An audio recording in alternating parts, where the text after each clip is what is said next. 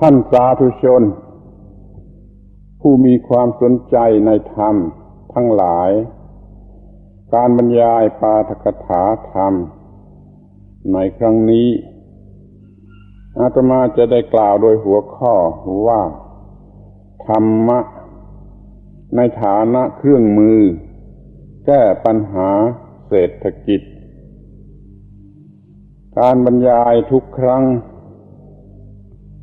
มีความรู้สึกอยู่ในใจว่าเพื่อธรรมะกลับมาโลกาจะไม่ได้วินาศถ้าธรรมะไม่กลับมาโลกาจะวินาศธรรมะไม่กลับมาสิ่งที่เรียกว่าเศรษฐกิจนั่นแหละจะเป็นสิ่งทำลายโลกเสียเองทำให้โลกาวินาศดังนั้นจึงได้บรรยายโดยหัวข้อนี้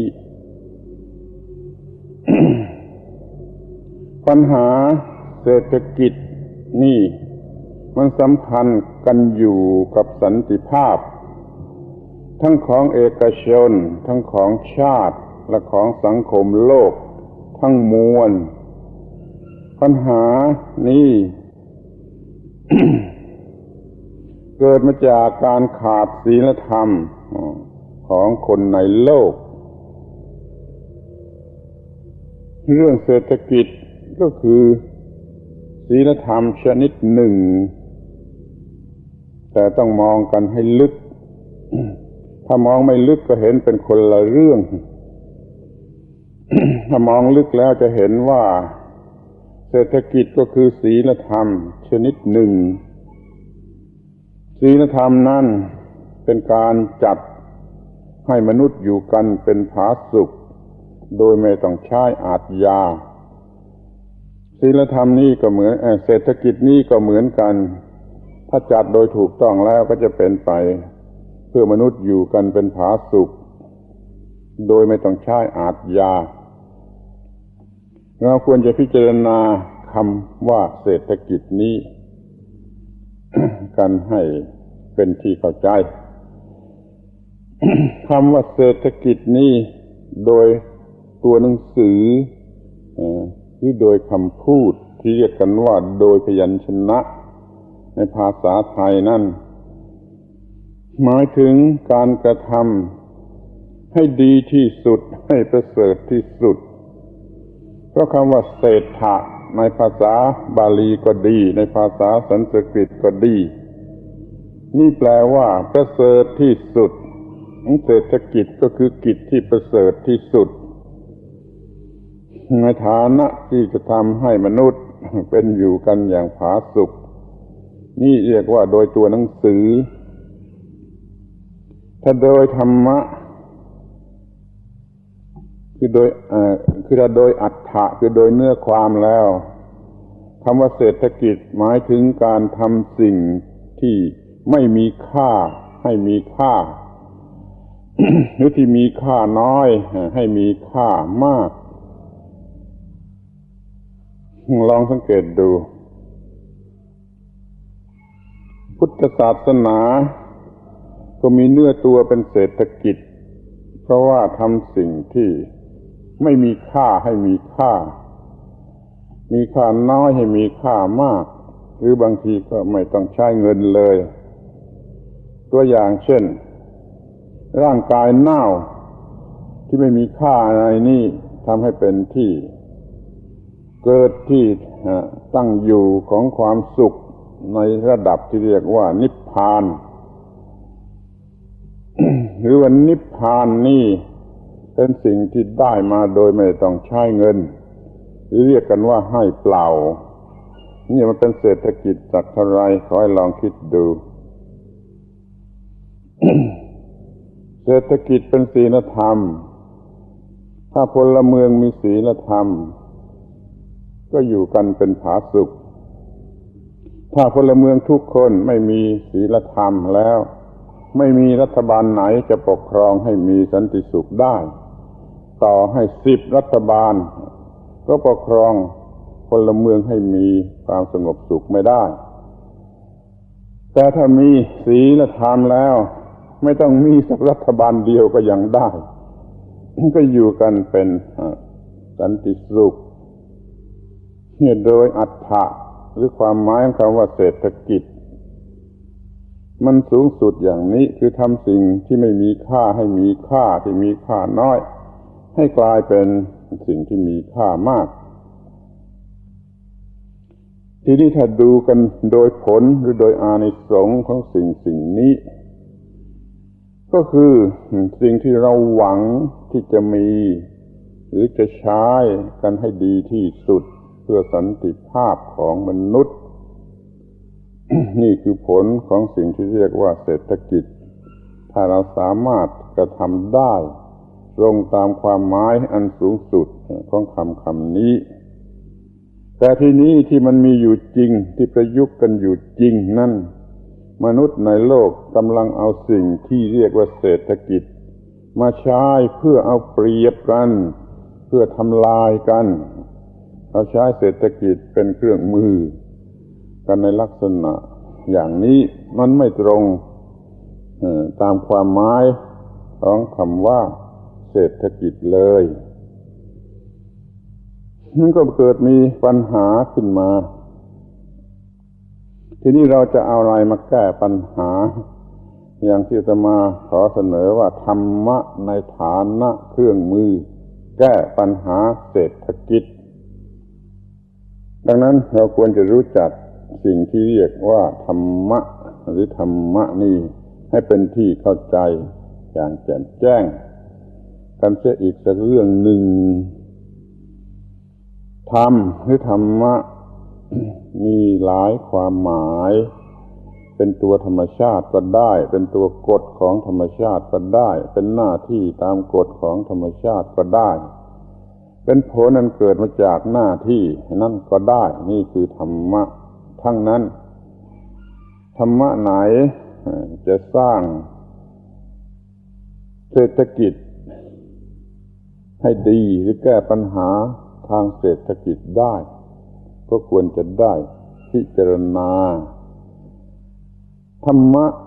ในฐานะที่เป็นกฎของธรรมชาตินั่นมันมีค่าเท่ากับพระเจ้าผู้สร้างโลกเกิดขึ้นตามกฎของธรรมชาติเป็นอยู่ตามกฎของธรรมชาติเป็นไปและจะดับลงก็ตามกฎของธรรมชาติธรรมะในฐานะที่เป็นกฎของธรรมชาติจึงเป็นเหมือนกับพระเจ้าผู้สร้างโลก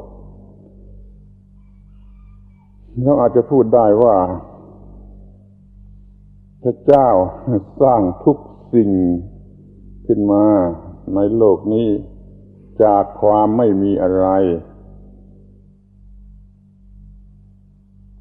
ก่อนนี้ไม่มีอะไรพระเจ้าสร้างความไม่มีอะไรขึ้นมาเป็นทุกสิ่งเศรษฐกิจของใครมันเก่งถึงขนาดนี้นอกจากเศรษฐกิจของพระเจ้าหรือของพระธรรมในฐานะที่เป็นกฎของธรรมชาตินี่ก็เป็นธรรมะในความหมายหนึ่งซึ่งจะต้องดูกันให้ดีๆว่ามันเนื่องกันอยู่กับปัญหาเศรษฐกิจของมนุษย์จะต้องเป็นไปตามกฎของธรรมชาติจึงจะสำเร็จประโยชน์ตามที่ตัวต้องการทีนี้เราก็มาถึงคำว่าธรรมในฐานะที่เป็นหน้าที่ตามกฎของธรรมชาติเราเห็นได้อยู่ตามตาทุกวันตลอดเวลาว่าเราต้องทำอะไรให้ตรงตามหลักเกณฑ์ตามกฎของธรรมชาติโดยเฉพาะทางวิทยาศาสตร์เราจึงสามารถสร้างนั่นสร้างนี่ประดิษฐ์นั่นประดิษฐ์นี่ขึ้นมาอย่างที่เห็นอยู่เต็มไปทั้งโลกหน้าที่ตามกฎของธรรมชาติเมื่อปฏิบัติแล้วก็ได้รับผลตรงตามกฎของธรรมชาติสร้างจิตผลตามที่มนุษย์ต้องการได้โดยไม่ยากเลยนี่แหละเอาสิ่งที่เรียกว่าธรรมะมาปรับกันเข้าให้ได้กับปัญหาทางเศรษฐกิจธรรมคืออำนาจ เพื่อเศรษฐกิจโดยตรงดีเลิศและสูงสุดในตัวธรรมะนั่นเองมันมีความหมายแห่งเศรษฐกิจโดยตรงดีเลิศและสูงสุดคือทำสิ่งที่ไม่มีค่าให้มีค่าที่มีค่าน้อยให้มีค่ามากมีธรรมะแล้วมนุษย์อยู่กันโดยไม่มีความยุ่งยากลำบากแม้แต่สักนิดเดียวปัญหาเฉพาะหน้าของเราในโลกปัจจุบันคือปัญหาทางเศรษฐกิจจะแก้ได้ด้วยธรรมะเมื่อมีธรรมะแล้วปัญหาเศรษฐกิจไม่อาจจะเกิดขึ้นได้เลยนี่คือสิ่งที่จะต้องพิจารณาดูกันให้ดีสืบไปสรุปความว่าธรรมะนั้นสามารถที่จะแก้กระทั่งป้องกันไม่เกิดปัญหาทางเศรษฐกิจทีนี้มาดูกันที่ตัวเศรษฐกิจโดยละเอียดกันอีกครั้งหนึ่งว่าเศรษฐกิจนั่นมันมีความหมายกำกวมถ้าตามตัวหนังสือก็ว่าดีที่สุดทำของมีค่าน้อยมีค่ามากแต่ถ้าเราเอามาใช้สำเร็จประโยชน์ตามนั้นแล้วมันกลับเกิดมีโทษขึ้นมาเป็นคู่กันอย่างที่เขาพูดไว้ไม่มีทางจะผิดว่าสิ่งใดจะมีคุณโดยส่วนเดียวมันก็ไม่มีคุณก็มีโทษมีโทษก็มีคุณมันเป็นคู่กันไปดังนี้ถ้าดูโทษของเศรษฐกิจหรือความเลวร้ายของเศรษฐกิจก็เห็นอยู่ตามตาอีกเหมือนกันในโลกนี้ว่าเมื่อมีความก้าวหน้าในทางเศรษฐกิจก็ทำให้ลืมตัวแล้วก็หลงไหลในการกอบโกยคนหนึ่งหรือคนพวกหนึ่งกำลังกอบโกยผลในทางเศรษฐกิจคือเอาเปรียบผู้อื่นอย่างลืมตัวนี่เราถือว่ามันเป็นโทษของเศรษฐกิจเขาใช้เป็นอาวุธล้างผลาญผู้อื่นบีบคั้นผู้อื่นในทางเศรษฐกิจ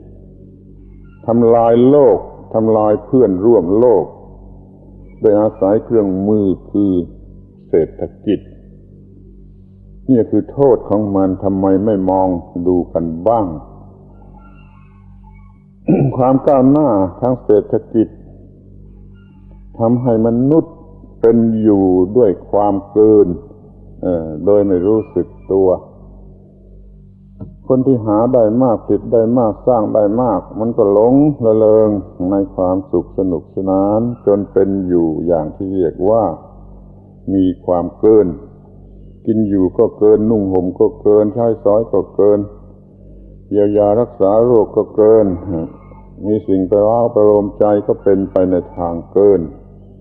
นี่มันเป็นโทษของเศรษฐกิจที่ทำให้เกิดความเกินขึ้นไปจนทั่วทุกหัวระแหงพวกอันธพาลเขาก็เอาอย่างเขาก็ต้องการความเกินเมื่อไม่ได้ตามที่เขาต้องการเขาก็ใช้ความเป็นอันธพาลของเขาแสวงหาสิ่งที่มันเกินเราจึงเห็นอาชญากรรมเต็มไปในบ้านเมืองอย่างเลวร้ายที่สุดก็คือข่มขืนแล้วฆ่ากระทั่งว่ามันฆ่าบิดามารดาของมันเองก็ยังได้นี่ความเป็นอันธพาลมันเกิดขึ้นได้เมื่อเราควบคุมในสิ่งที่เรียกว่าเศรษฐกิจไม่ได้มันก็เกิดปัญหาทางเศรษฐกิจขึ้นมาเรียกว่าอย่างมหาศาลให้มันมีความยุ่งยากลำบากเดือดร้อนอย่างมหาศาลกว้างขวางทั่วโลกทีเดียวนี่สรุปสั้นๆว่าโทษของเศรษฐกิจคือมันทำให้ลืมตัว หลงไหลในความกอบโกยเป็นอยู่อย่างที่ไม่ควรจะเป็นคือเป็นอยู่ด้วยความเกิน แล้วก็มีปัญหาต่อเนื่องเป็นชั้นกันไปอีกหลายชั้นจนโลกนี้ไม่มีสันติสุขหรือสันติภาพทั้งโดยบุคคลหรือโดยชาติประเทศหรือว่าโดยสังคมโลกทั้งหมดรวมกัน ทีนี้ขอให้ดูให้ดีว่าโทษอันนี้หรือปัญหาอันนี้ไม่ต้องมีแก่พุทธบริษัทที่แท้จริงพุทธบริษัทที่แท้จริงตั้งอยู่ในคุณธรรมของพุทธบริษัทแล้วจะไม่มีโทษไม่มีปัญหาอันนี้ไม่ว่าโลกมันจะมีสถานการณ์วิปริตทางเศรษฐกิจอย่างไรพุทธบริษัทที่มีธรรมะของตนก็สามารถจะแก้ปัญหาได้จะอยู่ได้ด้วยสิ่งที่เรียกว่าธรรม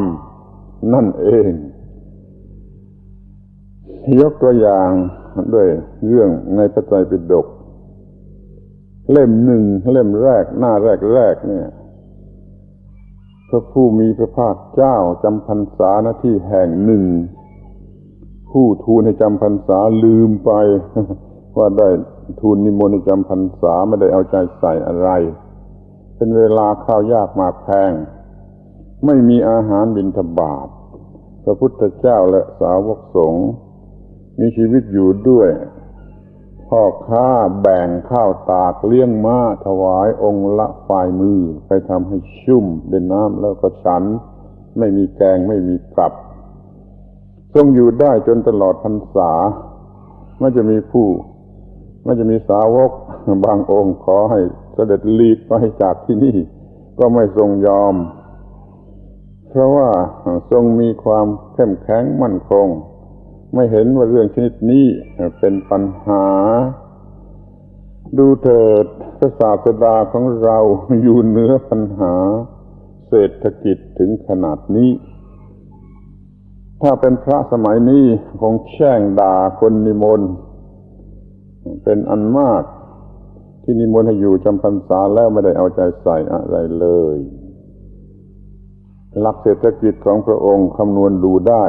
จากการที่ทรงอยู่ด้วยข้าวตากเลี้ยงม้าวันละฝ่ายมือเดียวแล้วก็อยู่กันอย่างนั้นทุกองค์สมัยนี้เราเลี้ยงพระกันอย่างไรมันทำลายเศรษฐกิจอันนี้ของพระองค์หรือหาไม่ขอให้ท่านทั้งหลายพิจารณาดูเถิดถ้าพบความจริงแล้วก็จะพบว่าปัญหาทางเศรษฐกิจต้องไม่มีแก่พุทธบริษัททีนี้ก็จะดูกันต่อไปถึงมูลเหตุของปัญหามูลเหตุของปัญหาทางเศรษฐกิจนั่นอยู่ที่คนอันนั้นไม่มีศีลธรรมอันเกี่ยวกับความอร่อยเป็นคำสุกระโดกว่าอร่อยเรื่องอร่อยเนี่ยมันเป็นพระเจ้าอยู่บนหัวคนทุกคนปัญหาเศรษฐกิจเกิดขึ้นมาจากการที่แต่ละคนไม่มีศีลธรรมที่เกี่ยวกับความอร่อยคือเขาเป็นทาสของอายตนะอย่างไม่รู้สึกตัวคำว่าทาสของอายตนะนั่นคือเป็นทาสของความอร่อยทางตาทางหูทางจมูกทางลิ้นทางผิวหนังและทางใจ6ทางด้วยกันเรียกว่าอายตนะ6เขาเป็นทาสของอายตนะทั้ง6แล้วโดยไม่รู้สึกตัวด้วยแล้วก็ยิ่งสร้างปัญหานี่คือมูลเหตุของปัญหาเขาโง่ต่อความจริงของความอร่อยเขาไม่รู้ว่าความอร่อยนั้นไม่ต้องมาจากการปรุงแต่งอย่างนั้นอย่างนี้ซึ่งมีแต่เกินมีแต่หลอกลวงความอร่อยที่แท้จริงนั้นมาจากความหิวทำให้อร่อยเมื่อหิวดังนั้นไม่ต้องเป็นของแพงเลยขอความเป็นธรรมแก่ข้อเท็จจริงข้อนี้บ้างว่าความอร่อยนั้นเมื่อหิวเพราะฉะนั้นต้องทำให้พอเหมาะพอดีมีความหิวแล้วจึงรับประทานแล้วก็จะอร่อยอาตมาอยากจะพูดว่าได้เคยลองฉันข้าวคลุกน้ำปลาอย่างโดยเฉพาะน้ำปลาซีอิ๊วเล็กน้อยแล้วก็รับประทานกับถั่วกับผักสดที่มีกลิ่นหอมในเมื่อมันหิวมันก็อร่อยเหลือประมาณและโดยเฉพาะอย่างยิ่งเมื่อเจ็บไข้ได้ป่วยแล้ว รับประทานอาหารอย่างอื่นไม่ได้นอกจากไอ้น้ำปลาถั่วคลุกข้าวกับถั่วที่สงคั่วมันเป็นค่าไม่กี่สตางค์เลยมันกลับอร่อยมันกลับอยู่สบายในบางคราวเอาน้ำปลามาคลุกข้าวทำเป็นกับแล้วก็หยิบเล็กๆน้อยๆมากินกับคำข้าวกินข้าวกับคือข้าวที่คลุกน้ำปลาถ้าอร่อยก็เมื่อหิวก็อร่อยค่อยลองคิดดูนี่ขอให้ศึกษาความอร่อยนี่กันให้ถูกต้องว่ามันมีได้เมื่อหิวถ้าคนในกรุงเทพ5 ล้านคนลองรับประทานอาหารด้วยความหิวและอร่อยแบบนี้พร้อมกันทุกคนคือข้าวคลุกน้ำปลาก็จะเกิดการเปลี่ยนแปลงทางเศรษฐกิจขึ้นมาอย่างใหญ่หลวงไม่ต้องไปตลาด9 วัน10 วันตลาดก็ขายอะไรไม่ได้ตั้ง9 วัน10 วันจะเกิดการเปลี่ยนแปลงทางเศรษฐกิจได้เท่าไรจะแก้ไขปัญหาทางเศรษฐกิจของตนได้ไม่ต้องมานั่งด่ารัฐบาลให้มันหนวกหูขอให้ชาวกรุงเทพ5 ล้านคนลองดูวิธีเศรษฐกิจอย่างนี้บ้างมันจะแก้ได้อย่างที่เรียกว่าบัวไม่ช้ำน้ำไม่ขุ่นนี่มูลเหตุที่เกิดปัญหาทางเศรษฐกิจคือเขาไม่รู้เรื่องของความอร่อยไม่มีศีลธรรมของความอร่อยข้อถัดไปก็คือบูชาส่วนเกินกินเกินอยู่เกินนุ่งห่มเกินอะไรเกินเราเป็นอยู่กันอย่างบูชากิเลสในส่วนเกินเรายังมีความเสื่อมทางศีลธรรมไม่มีศีลธรรมของสังคมมีการได้ของตนนั่นแหละเป็นความเป็นธรรมเราได้แล้วก็มีความเป็นธรรมหรือยุติธรรมเราไม่ได้ก็ไม่มีความยุติธรรมไม่มีศีลธรรมของสังคมก็เกิดปัญหาทางเศรษฐกิจทีนี้จะแก้ปัญหากันอย่างไรอาตมาพูดได้คำเดียวว่าศีลธรรมกลับมาศีลธรรมกลับมาศีลธรรมกลับมานี่มีได้2 แบบคือกลับมาในรูปของศีลธรรมธรรมะกลับมาในรูปของศีลธรรมธรรมะกลับมาในรูปของศีลธรรมหรือธรรมะกลับมาในรูปของปรมัตถธรรมมีอยู่เป็น2 แบบ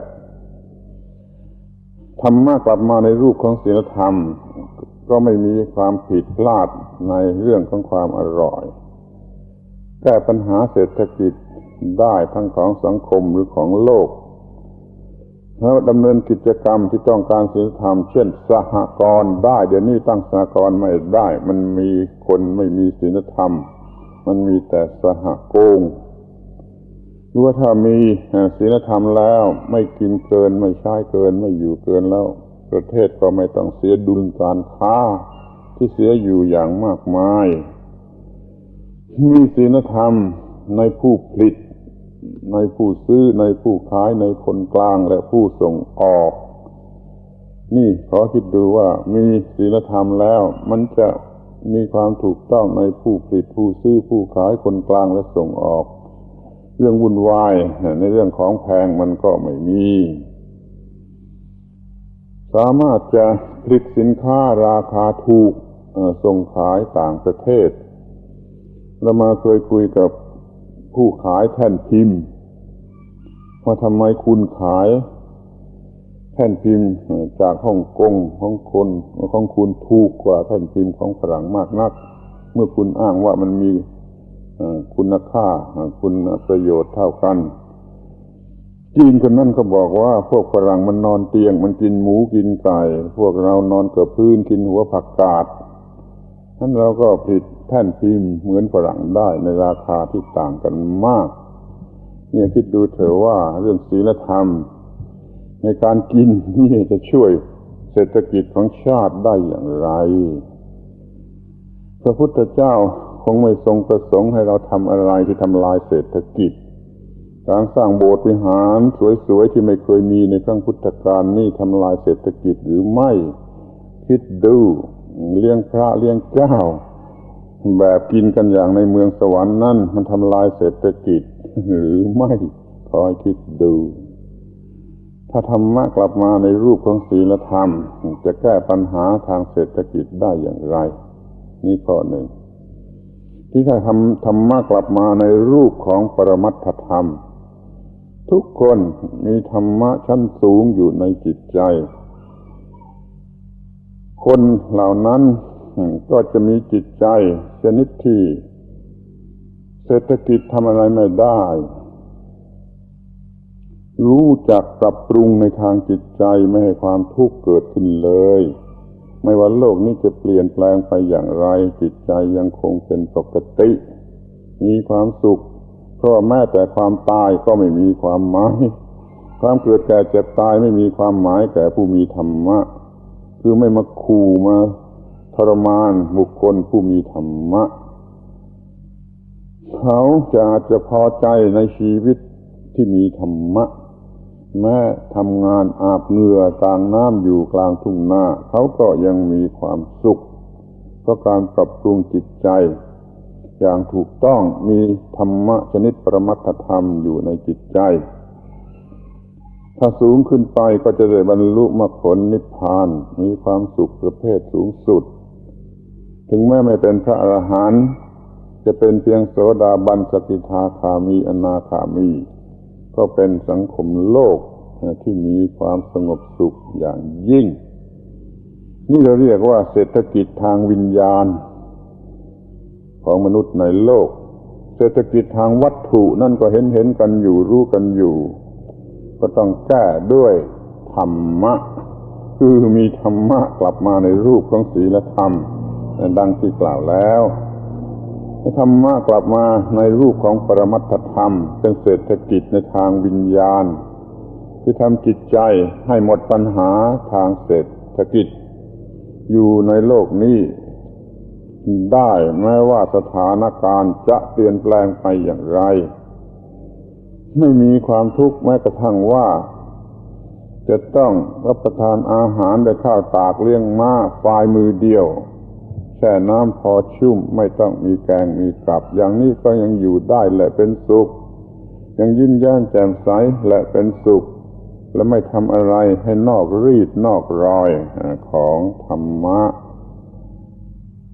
นี่การแก้ปัญหาของเศรษฐกิจทั้งในทางวัตถุทั้งในทางวิญญาณจะต้องแก้ได้โดยการที่ธรรมะกลับมาในรูปของศีลธรรมก็ดีในรูปของปรมัตถธรรมก็ดีขอร้องให้ท่านทั้งหลายจงได้สนใจเป็นพิเศษอย่ามัวนั่งแช่งด่ารัฐบาลแช่งด่าคนนั้นคนนี้แช่งด่าคนติดแช่งด่าคนซื้อแช่งด่าคนขายแช่งด่าคนส่งออกนอกอยู่เลยจงปรับปรุงในภายในให้มนุษย์มีศีลธรรมแล้วเราก็จะมีผู้ผลิตที่ดีผู้ซื้อที่ดีผู้ขายที่ดีคนกลางที่ดีผู้ส่งออกที่ดีก็จะไม่มีปัญหาอะไรในที่สุดนี้ขอให้มองเห็นความดีหรือความประเสริฐที่สุดของสิ่งที่เรียกว่าเศรษฐกิจเพราะคำว่าเศรษฐะนั่นแปลว่าประเสริฐที่สุดอยู่แล้วเราจงทำให้เป็นสิ่งที่ประเสริฐที่สุดกันให้ได้โดยแท้จริงอย่าให้กลายเป็นเครื่องเอาเปรียบผู้อื่นทำลายผู้อื่นหรือทำโลกกันอีกต่อไปเลยปัญหาทุกอย่างแก้ได้โดยสิ่งที่เรียกว่าธรรมเพียงคำเดียวไม่เพียงแต่ปัญหาเศรษฐกิจเท่านั้นปัญหาอะไรทุกอย่างทุกประการในโลกนี้แก้ได้ด้วยสิ่งที่เรียกว่าธรรมเพียงคำเดียวมีธรรมแล้วมันทำให้ไม่เห็นแก่ตัวมันเห็นแก่ตัวไม่ได้มันทนอยู่ไม่ได้ในการที่จะไม่รักผู้อื่นมันรักผู้อื่นมันทำหน้าที่ด้วยความพอใจสนุกเป็นสุขในการได้ทำหน้าที่แม้เหงื่อไหลอยู่มันก็ยังเป็นสุขก็มันเคารพตัวเองว่ามันได้ทำหน้าที่ทั้งแก่ตนเองและผู้อื่น ในฐานะที่ว่าทุกคนเป็นเพื่อนเกิดแก่เจ็บตายด้วยกันทั้งหมดทั้งสิ้นธรรมะช่วยเกิดความรู้สึกว่าทุกคนเป็นเพื่อนเกิดแก่เจ็บตายด้วยกันทั้งหมดทั้งสิ้นเอาเปรียบกันไม่ลงทำอันตรายกันไม่ลงนี่ก็สิ่งที่เรียกว่าธรรมะแล้วปัญหาต่างๆจะเกิดขึ้นได้อย่างไรอย่าว่าแต่ปัญหาเศรษฐกิจอย่างเดียวต่อให้ปัญหาทุกอย่างกี่ร้อยอย่างกี่สิบอย่างในโลกนี้มันก็ลุล่วงไปได้ด้วยการประพฤติสิ่งที่เรียกว่าธรรมเพียงคำเดียวเวลาสำหรับปาฐกถาธรรมในวันนี้ก็สิ้นลงแล้วอาตมาขอยุติการบรรยายครั้งนี้โดยการอ้อนวอนท่านทั้งหลายว่าจงได้พิจารณาดูสิ่งที่เรียกว่าเศรษฐกิจนั้นให้ถูกต้องตามความหมายแท้จริงของคำนี้แล้วใช้มันให้เป็นประโยชน์โดยส่วนเดียวอย่าให้มีโทษเกิดขึ้นแม้แต่เล็กน้อยเลยขอยุติไว้แต่เพียงนี้